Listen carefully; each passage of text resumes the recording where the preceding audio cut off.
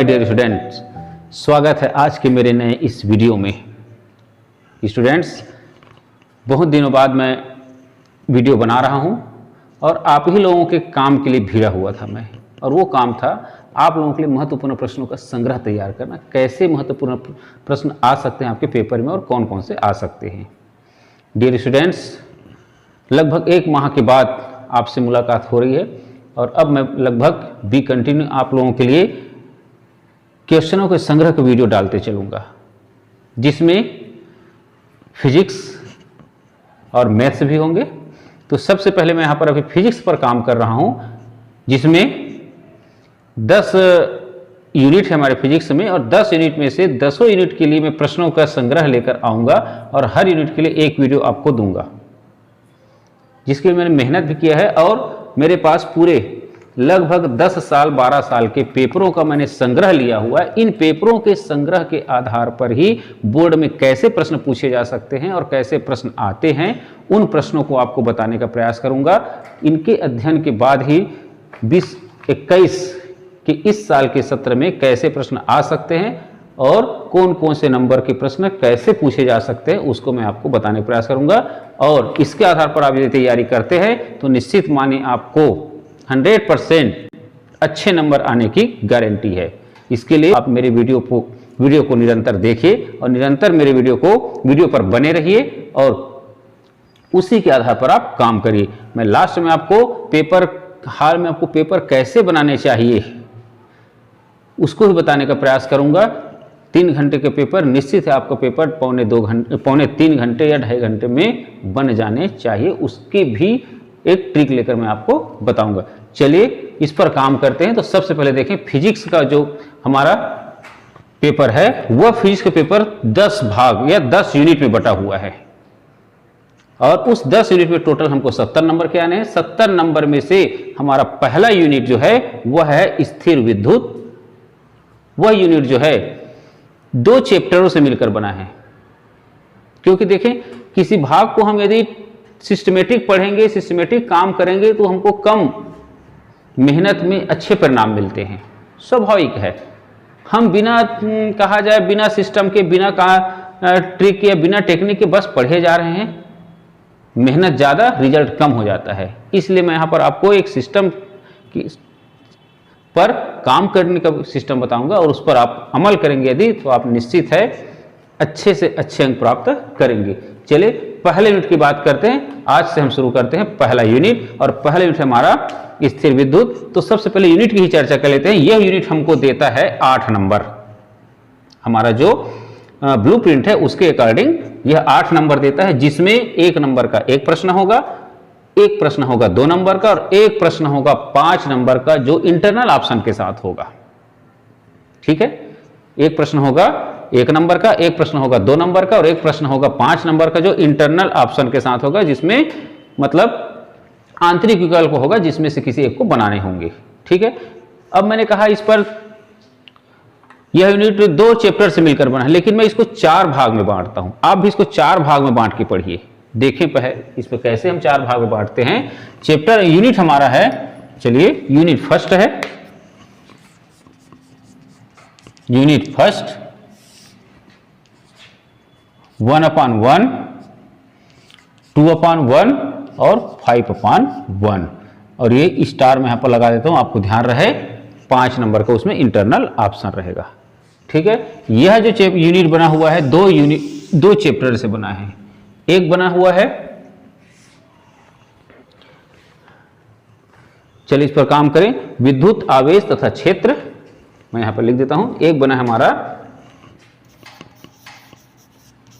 विद्युत आवेश एवं क्षेत्र, और दूसरा बना है स्थिर विद्युत विभव और धारिता। स्थिर वैद्युत विभव एवं धारिता से। इसमें उसके बाद मैंने कहा 2 चैप्टर से मिलकर बने, इसको मैं 2 भाग में फिर से बांट देता हूं। इसी चैप्टर को 2 भाग में बांटते हैं। एक है विद्युत आवेश भाग और दूसरा है जो कूलाम के नियम के अकॉर्डिंग चलेगा, कूलाम के नियम पर आधारित, और दूसरा है विद्युत क्षेत्र जो गॉस प्रमेय पर आधारित है। इसको भी मैंने दो भाग में कर दिया। स्थिर विद्युत विभव और धारिता को भी हम दो भाग में लेते हैं। इसका दो भाग होगा इस तरह से, एक होगा विभव और दूसरा है धारिता। ये देखिए सिस्टम को अच्छे समझ जाएंगे तो हमको पेपर के समय भी आप बिल्कुल आसानी से, बिल्कुल सिंपली तौर से सिंपल सा तैयारी करके जाएंगे। लेयर टू लेयर अच्छे से पढ़े रहेंगे, एनालिसिस करके रखेंगे तो आप बिल्कुल अच्छे से पेपर बनाएंगे। कोई वहां पर माइंड में आपके प्रेशर नहीं होगा। अब इसको देखें, इसके नंबर को कैसे बांट सकते हैं हम लोग। एक नंबर किसी भी ये चारों में से पहला, दूसरा, तीसरा और चौथा। ठीक है, एक नंबर का प्रश्न चारों में से किसी से भी आ सकता है। उसको भी मैं बताऊंगा कौन प्रश्न इस संभावनाएं हैं जो मैंने एनालिसिस किया उसके आधार पर। बिल्कुल उसको आप देख के चलेंगे, बिल्कुल संभावना है वही आने की। ठीक है, दो नंबर के प्रश्न जो होंगे वो भी चारों में से कहीं से भी आ सकते हैं। बच गया 5 नंबर के प्रश्न। तो 5 नंबर के प्रश्न के लिए हम चारों में से तो तैयार करेंगे, 4 भाग हैं इसमें से निश्चित है। ठीक है, लेकिन इंटरनल ऑप्शन होता है तो इसको मैं 2 भाग में कर दूं। आप यहां से दोनों से तैयार कर सकते हैं या दोनों से यहां से तैयार कर सकते हैं। इसमें से कंप्लीटली तैयार करें अच्छे से और इसमें से महत्वपूर्ण को तैयार करें। और इस तरह से देखें हम कहा जाए तीनों प्रश्नों को अच्छे से तैयार करेंगे। उसके बाद रिवाइज कैसे करें उसको भी देखेंगे। चले ये आप देख लीजिए अच्छे से। ये यूनिट इस तरह से बटा हुआ है, इस यूनिट को आप अच्छे से देख लीजिए कैसे बटा है। इसके बाद मैं काम करूंगा सीधा 5 नंबर के प्रश्न पर पहले काम करूंगा और 5 नंबर के कौन कौन से ऐसे प्रश्न हैं और कौन से भाग से, मैं यहां पर चैप्टर नहीं बोलूंगा, पहला भाग, दूसरा भाग, तीसरा भाग और ये चौथा भाग, 4 भाग में आप बांट के पढ़िए इस चैप्टर को, इस यूनिट को, तो ज्यादा अच्छे से क्लियर होगा और ज्यादा अच्छे से आपको समझ बैठेगी।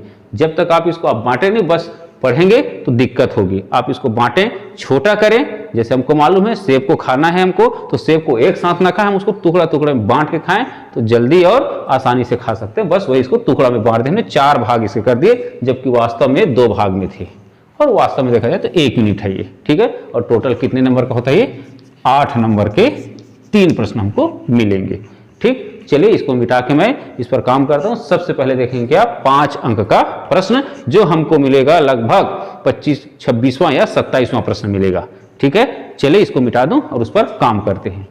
चलिए ये देखें, पहला भाग हमारा है कूलाम के नियम पर आधारित है, पहला चैप्टर का, और दूसरा भाग है गॉस प्रमेय पर आधारित है। उसी को मैंने 2 भाग में किया और उसमें से पहला भाग से जो महत्वपूर्ण प्रश्न है इस साल आने लायक है, वह है विद्युत द्विध्रुव के कारण अक्षीय अनुदैर्ध्य स्थिति में स्थित किसी बिंदु पर विद्युत क्षेत्र की तीव्रता की गणना कीजिए। दूसरा भाग, इस भाग मतलब इस कूलाम के नियम भाग से सिर्फ इसी प्रश्न को अच्छे से आपको तैयार करना है। दूसरा भाग हमारा उस चैप्टर का है गॉस प्रमेय पर आधारित। गॉस का प्रमेय आता है, फिर गॉस प्रमेय के एप्लीकेशन। ठीक है, तो गॉस प्रमेय तो इस साल नहीं आने की संभावना है, मेरा दृष्टिकोण जहां तक कहता है, लेकिन उसके एप्लीकेशन से आपको 2 प्रश्न बिल्कुल अच्छे से तैयार कर लीजिए। पहला है एक समान आवेशित समतल चादर के कारण विद्युत क्षेत्र की तीव्रता ज्ञात कीजिए और यदि समतल चादर में तीव्रता तल से बाहर हो तो पृष्ठ घनत्व धनात्मक होगा या ऋणात्मक। इसको आप अच्छे से तैयार कर लीजिए और उसी के साथ दूसरा इसमें प्रश्न तैयार कर सकते हैं। यहाँ पर गॉस प्रमेय लिखिए और इसकी सहायता से रैखिक आवेश वितरण लीनियर वाला है, उसके कारण किसी बिंदु पर विद्युत क्षेत्र की तीव्रता का व्यंजक ज्ञात कीजिए। ये तीनों प्रश्न कभी भी आपको इंटरनल ऑप्शन में नहीं मिलेंगे आपस में। इसके साथ इंटरनल ऑप्शन में मिलेगा आपको दूसरे चैप्टर का। ठीक है, इसके साथ आपको इंटरनल ऑप्शन में मिलेंगे दूसरे चैप्टर का। तो आप ये 3 प्रश्न तैयार करते हैं अच्छे से, तो अगला चैप्टर का जो प्रश्न है उसको भी आप 3 प्रश्न वहां भी तैयार कीजिए और निश्चित आपको मान के चलिए ये 6 प्रश्न में से आपको 1 प्रश्न बिल्कुल बनने ही है 5 नंबर की। और 5 नंबर के प्रश्न आप ऐसे बनाइए कि उसमें से आधा नंबर भी कटने का गुंजाइश ना हो। अच्छे से बनाइए। तो आप देख लीजिए अच्छे से, ये 3 प्रश्न आपको तैयार करना है पहला भाग से। ठीक है, ये तीनों प्रश्न बिल्कुल तैयार करने हैं आपको। उसके बाद इसका सब्स्टिट्यूट और तैयार कर सकते हैं। ठीक है, ये 3 प्रश्न आप तैयार कीजिए। उसके बाद चलिए अब दूसरा चैप्टर में चलते हैं। इस यूनिट के 2 भाग हो गए, तीसरा और चौथा भाग मिलकर बना है दूसरा चैप्टर। अब उसमें हम देखते हैं 2-3 प्रश्न वहां से आपको तैयार करना है जो इनके साथ इंटरनल ऑप्शन में मैच करेंगे। ठीक है, ये इंटरनल ऑप्शन में कभी नहीं रहेंगे तीनों आपस में। इंटरनल ऑप्शन में इसके अगला चैप्टर का जो रहेगा वो देंगे। तो आप ऐसा भी कर सकते हैं, पहला चैप्टर अच्छे से तैयार कीजिए, दूसरा चैप्टर को थोड़ा सा महत्वपूर्ण को देखिए, ऐसा भी कर सकते हैं। ठीक है, तो चलिए अगला 2 हमारे पास और भाग है, उस पर मैं बता दूं कौन कौन से प्रश्न आपको तैयार करने हैं 5 नंबर के लिए। चलिए इसको मिटा दूं।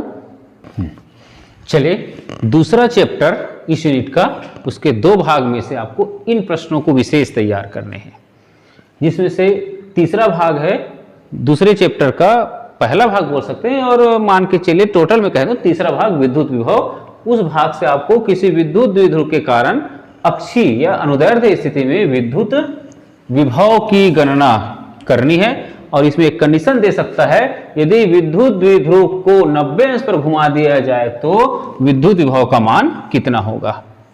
ये पिछला जो हमारे भाग 1 और भाग 2 था, उनके साथ के लिए इंटरनल ऑप्शन क्वेश्चन होगा। उसके बाद है इसका चौथा भाग, धारिता या संधारित्र भाग। संधारित्र भाग से हमको जो प्रश्न आ सकते हैं, 2 प्रश्न इसमें आपको तैयार करने, अच्छे से तैयार करने इसको। और ये मान के चल निश्चित है दोनों में से एक प्रश्न तो आपके पेपर में आने ही है। इसमें से पहला है, आंशिक रूप से परिवर्तित माध्यम की टी मोटाई वाली पट्टी की उपस्थिति में किसी समांतर प्लेट संधारित्र की धारिता का व्यंजक स्थापित कीजिए, और यदि t = 0 हो तो धारिता का मान क्या होगा। मतलब जो हमने पढ़ा हुआ है कौन सा, टी मोटाई के परिवर्तित माध्यम की उपस्थिति में किसी समांतर प्लेट संधारित्र की धारिता का व्यंजक ज्ञात करना है आपको, और उसमें उसके बाद जो आएगा सूत्र उसमें t = 0 रख के फिर से आपको काउंट करके बतानी है। कुल मिलाकर t = 0 का मतलब है माध्यम वहां पर क्या हो जाएगा, वायु निर्वात हो जाएगा। उस स्थिति को भी ज्ञात करके आपको बताना होगा। ये आपको 5 नंबर का लगभग मोस्टली इंपॉर्टेंट क्वेश्चन है इस सत्र के लिए। उसके बाद इसके साथ में एक क्वेश्चन आपको तैयार करके रखना है, संधारित्र क्या है, समांतर प्लेट संधारित्र की धारिता के लिए व्यंजक ज्ञात कीजिए, और धारिता पर क्या प्रभाव पड़ेगा यदि हम ये सिस्टम अपना दें। मतलब यदि उन दोनों प्लेटों के मध्य क्या कर दें, के परिवर्तनांक का कोई माध्यम रख दें या भर दिया जाए। इस स्थिति में हमको बताना है कि वहां पर धारिता बढ़ेगी कि धारिता कम होगी। स्टूडेंट्स, ये हो गया हमारा पहला यूनिट का 2 चैप्टर के चारों भाग से 5 नंबर के लिए आने वाले प्रश्नों का संग्रह। और जहां तक मेरा मानना है, जहां तक मैंने 10 साल के प्रश्नों का एनालिसिस किया है, उसके आधार पर मैं कह सकता हूं इन प्रश्नों में से ही इस साल भी आए होंगे या आएंगे आपके पेपर में 5 नंबर के लिए। अब इस चैप्टर से बचते हमारे पास कौन सा, या इस यूनिट से हमारे पास बचते कौन सा, 2 नंबर के प्रश्न। तो 2 नंबर के प्रश्नों को मैं आपको मौखिक बताते चलूंगा, वो कैसे हो सकते हैं, क्या हो सकते हैं। मतलब मैंने जो कहा है कि एक यूनिट का मैं एक ही वीडियो बनाकर आपको भेजूंगा या दूंगा, जिसको आप अच्छे से उस वीडियो को देखकर बिना स्किप किए आप देखकर अच्छे से उन प्रश्नों को तैयार कीजिए, और आप निश्चित मानिए आपको अच्छे से अच्छे अंक प्राप्त होंगे। तो चलिए इन प्रश्नों को भी आप अच्छे से देख लीजिए, स्क्रीनशॉट लीजिए। अब चलेंगे उसके बाद क्या, इस यूनिट से आने वाले 2 नंबर का जो एक प्रश्न है उस पर काम करते हैं। चलिए इसको आप अच्छे से देख लीजिए, फिर मैं 2 नंबर पर काम करता हूं। स्टूडेंट्स, 2 और 1 नंबर के प्रश्न ये छोटे छोटे प्रश्न होते हैं और इसमें गहन अध्ययन की आवश्यकता होती है। इसके लिए आपको क्या करना है, पूरे चैप्टर को एक बार अच्छे से पढ़ लेना है, वहीं से आपको छोटे छोटे प्रश्न मिलेंगे। फिर भी जहां तक मेरा दृष्टिकोण कहता है वहां तक मैंने प्रयास किया है कि कुछ ऐसे प्रश्न हैं जो आ सकते हैं और छोटे छोटे प्रश्न आपको बनने चाहिए। ठीक है, इसके लिए मैं देखिए आपको मैं बता देता हूं, कुछ प्रश्न ऐसे हैं जो आ सकते हैं। विद्युत आवेश के मूलभूत गुण लिखिए। अब बिल्कुल सुनते चलिए और इन प्रश्नों के उत्तर आप खोजने का प्रयास करेंगे। पहला इसमें देखें, विद्युत आवेश के मूलभूत गुण लिखिए, विद्युत क्षेत्र की तीव्रता की परिभाषा लिखिए तथा इसका मात्रक। और मेरा दृष्टिकोण है ये प्रश्न इस साल आ सकता है, विद्युत क्षेत्र की तीव्रता का मात्रक और उसकी विद्युत क्षेत्र की तीव्रता का परिभाषा और उसकी मात्रक। इसके बाद विद्युत धारिता की परिभाषा और उसके मात्रक। और उसके बाद विद्युत विभव की परिभाषा और उसका मात्रक। ये 3 प्रश्न ऐसे हैं जो 2 नंबर में इस साल के लिए मेरे दृष्टिकोण से बहुत महत्वपूर्ण होते हैं। ठीक, उसके बाद है विद्युत द्विध्रुव आघूर्ण की परिभाषा और मात्रक। आवेश का क्वांटीकरण क्या है? स्थिर विद्युत में गाउस प्रमेय लिखिए। आवेश संरक्षण का सिद्धांत लिखिए। किसी चालक को धन आवेशित करते हैं तो उसका द्रव्यमान में क्या प्रभाव पड़ता है? लॉजिकल क्वेश्चन होंगे। किसी चालक को धन आवेशित करते हैं तो उसके द्रव्यमान में क्या प्रभाव पड़ता है? वायुयान के रबर के टायर कुछ चालक बनाए जाते हैं, क्यों? रीजनिंग भी आ सकते हैं, कारण बताइए में। विद्युत बल रेखाओं के 2 गुण लिखने के लिए भी आ सकता है। विद्युत बल रेखाओं को परिभाषित करने का भी आ सकता है। उसके बाद खोखले चालक के अंदर विद्युत क्षेत्र की तीव्रता कितनी होती है? किसी चालक की धारिता का अर्थ स्पष्ट कीजिए। फैराडे किसका मात्रक है और उसको परिभाषित कीजिए। धारिता का एसआई मात्रक लिखा था, इसके विमीय सूत्र भी ज्ञात स्थापित कीजिए या लिखिए। क्या खोखले गोले की अपेक्षा समान त्रिज्या वाले ठोस गोले को अधिक आवेश दिया जा सकता है? गणना करके समझाइए, जबकि दोनों का विभव समान है। ठीक है, और इसमें बता दूं स्टूडेंट्स, आप लोग इन प्रश्नों को भी ध्यान रखिएगा। साथ ही साथ 2 समविभव पृष्ठ एक दूसरे को नहीं काटते, क्यों? किसी आवेशित गोली चालक के पृष्ठ पर विद्युत क्षेत्र अभिलंबवत होता है, क्यों? संधारित्र की धारिता का अर्थ समझाइए और विद्युत फ्लक्स को परिभाषित कीजिए और इसका विमीय सूत्र लिखिए। साथ ही साथ इसमें आप और 1 आध 2 प्रश्न इसमें और ले सकते हैं। यह है विद्युत द्विध्रुव की अक्षीय स्थिति और निरक्षीय स्थिति में कोई 2 अंतर लिखिए। देखिए सिंपल से प्रश्नों को भी हमको ध्यान रखना है। अक्षीय और निरक्षीय स्थिति में 2 अंतर लिखिए। यह इस टाइप का भी प्रश्न आ सकता है। और इसमें हो सकता है एक गोलाकार चालक, गणितीय गणना के आधार पर एक गोलाकार चालक जिसकी त्रिज्या 10 सेंटीमीटर है, उसे 10 माइक्रोकूलम आवेश दिया गया तो केंद्र से 9 सेंटीमीटर दूरी पर तीव्रता ज्ञात कीजिए। इस टाइप के भी प्रश्न आपको मिल सकते हैं 2 नंबर या 1 नंबर के लिए। और इसमें मैं जो लास्ट ईयर के जो पिछले 10-12 साल के जो प्रश्न है उस पर भी आपको बता दूं। ऐसा आप काम करेंगे तो 1 यूनिट पूरा तैयार हो जाएगा। ठीक है, आवेश का क्वांटीकरण क्या है, यह भी आ सकता है 2 नंबर के लिए। उसके बाद है एक समांतर प्लेट संधारित्र को बैटरी से जोड़कर हटा दिया जाता है तो प्लेटों के बीच की दूरी को कम कर दिया जाए तो आवेश तथा प्लेटों के बीच विभवांतर में क्या परिवर्तन होगा। इस टाइप के भी प्रश्न आपको 2 नंबर के मिल सकते हैं और 1 नंबर के प्रश्न भी इसी के आधार पर बन सकते हैं। मैं 1 नंबर के कुछ 2-4 प्रश्न और सेलेक्ट किए हैं मैंने, उसको भी आपको पढ़ के बता देता हूं। स्टूडेंट्स, 1 कूलम आवेश में इलेक्ट्रॉनों की संख्या, ये बहुत महत्वपूर्ण है, ये संभावना है 1 नंबर में आने के लिए। 1 कूलम आवेश में इलेक्ट्रॉनों की संख्या, जो मेरा वीडियो बना उसमें मैंने इसमें काउंट करके भी बताया है। ठीक है, उसके बाद है विद्युत क्षेत्र की तीव्रता का मात्रक, जो मैंने बताया, विद्युत द्विध्रुव का मात्रक, विद्युत विभव का मात्रक, विद्युत धारिता का मात्रक, इसके एसआई मात्रक आप अच्छे से तैयार कर लीजिए। प्रकाश में या मूल आवेश किसे कहा गया है, मूल आवेश किसे कहते हैं और मूल आवेश का मान कितना होता है, यह भी आ सकता है। सबसे न्यूनतम आवेश कितना होता है, किसी चालक को हम आवेशित करेंगे तो सबसे न्यूनतम आवेश कितना कर सकते हैं, उससे और कम वह चालक आवेशित नहीं हो सकता। आवेश का क्वांटीकरण मैंने बताया था। संधारित्रों को श्रेणी क्रम में जोड़ें तो परिणामी धारिता, या संधारित्रों को समांतर क्रम में जोड़ें तो उसका परिणामी धारिता। इसके आधार पर आपको न्यूमेरिकल टाइप के भी दे सकते हैं जो लास्ट ईयर आया हुआ था। तो जहां तक मेरा दृष्टिकोण कहता है इस साल संधारित्र से न्यूमेरिकल या गणितीय गणना नहीं आएंगे। 2 नंबर का जो आता था, 2-2 नंबर के तीनों सेट में रहते थे, श्रेणी क्रम में संधारित्र को जोड़ दिया जाता था और उसमें गणना करके बताना होता था हमको परिणामी धारिता क्या होगी। आप पढ़ें, उसको मालूम है, उसको भी आप करके रखिए। साथ ही साथ आप लोग बिंदु आवेश के लिए समविभव पृष्ठ लिखिए, ये भी आ सकता है। और इतना मेरे दृष्टिकोण से 2 नंबर और 1 नंबर के प्रश्न इतने काफी होंगे, और इसको जब आप तैयार करेंगे तो लगभग इसके आसपास के प्रश्न आपको अच्छे से तैयार हो जाएंगे।